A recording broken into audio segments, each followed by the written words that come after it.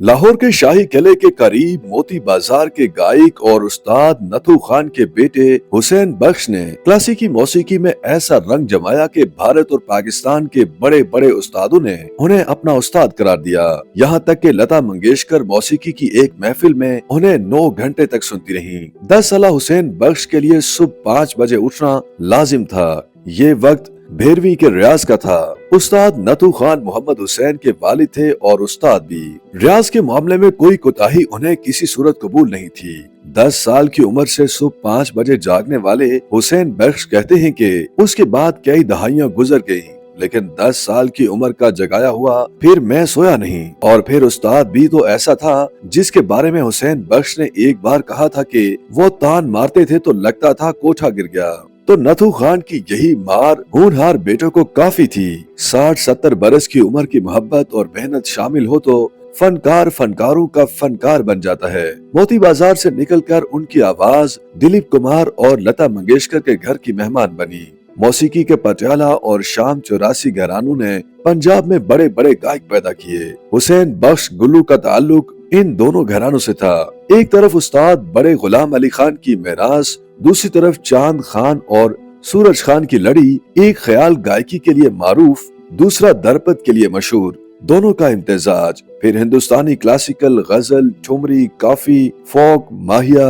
हुसैन बख्श ने जो गाया कमाल गाया। हुसैन बख्श गुल्लू की गायकी जितनी बुलंद थी, मजाज उससे भी मध्यम। उनके एक रफीक मौसीकार फहीम मजहर उन्हें याद करते हुए बताते हैं कि उन्हें उनके साथ पीटीवी में काम करने और बैनुल मुल्क सफर का मौका भी मिला।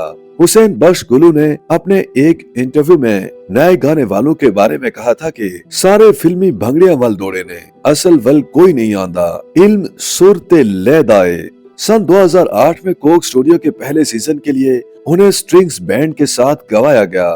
तब हुसैन बख्श ने इस तजर्बे को बखुशी कबूल किया और हारमोनियम, तानपुरा और तबले की दुनिया से निकलकर पॉप, रॉक और वेस्टर्न बंदोबस्त में घुल मिल गए। स्ट्रिंग बैंड के बिलाल मकसूद ने बीबीसी को बताया कि उनकी जो गायकी है वो एक खुली गायकी है, उसमें बंदिश नहीं। हमारे गाने में कार्ड्स तब्दील हो रहे थे, इसमें हर तरह के नोटिस आ रहे थे, तो उस्ताद साहब का इस तरह का तजुर्बा नहीं था। उन्हें इसे समझने में दुश्वारी हो रही थी। इस खित्ते ने मौसीकी के बड़े नाम पैदा किए हैं, लेकिन हुसैन बख्श गुल्लू ने सास को सोच से जैसे मदगम किया, कोई और नहीं कर सका। खुद हुसैन बख्श गुल्लू का कहना था कि ये दर्द माँ का है, वालिदा की वफात का दर्द उन्होंने अपनी गायकी में जिया और ये सोच उसी की देन है। मेहदी हसन खान ने एक बार कहा था कि जब वो उदास होते हैं तो हुसैन बख्श गुल्लू को सुनते हैं। जवानी के दिनों में मुंबई के एक सफर में हुसैन बख्श गुल्लू महफिलों में गाती रही। लता मंगेशकर ने उनकी शोहरत सुनी तो राब्ता किया और कहा कि हमें कब सुना रहे हैं। लता मंगेशकर की फरमाइश पर फिल्म साज यश चोपड़ा के घर पर तकरीब मुनाकिद की गई और उस्ताद को बुलाया गया। उस्तादों का ये उस्ताद रवां दिसंबर हमसे बिछड़ गया। मौसीकी का एक खजाना है जो मट्टी तले दफन हुआ। इंटरनेट के इस दौर में चाहिए तो था कि हुसैन बख्श गुल्लू के सैकड़ों गीत सुनने को दस्तयाब होते, लेकिन गिनी चुनी रिकॉर्डिंग्स मौजूद हैं जो ज्यादातर निजी महफिलों की हैं। हुसैन बख्श गुल्लू ने जिंदगी के आखिरी साल लाहौर के इलाके समनाबाद में जिस खामोशी से गुजारे, उसी खामोशी से वहां से चल दिए। अपने हिस्से के चिराग अलबत्ता जलाते गए। उनके 2 बेटे चांद खान और सूरज खान वालिद से क्लासिकल सीखने के बाद फ्यूजन भी कर रहे हैं, जबकि कई शागिर्द भी उनका फैज दिए आगे बढ़ रहे हैं।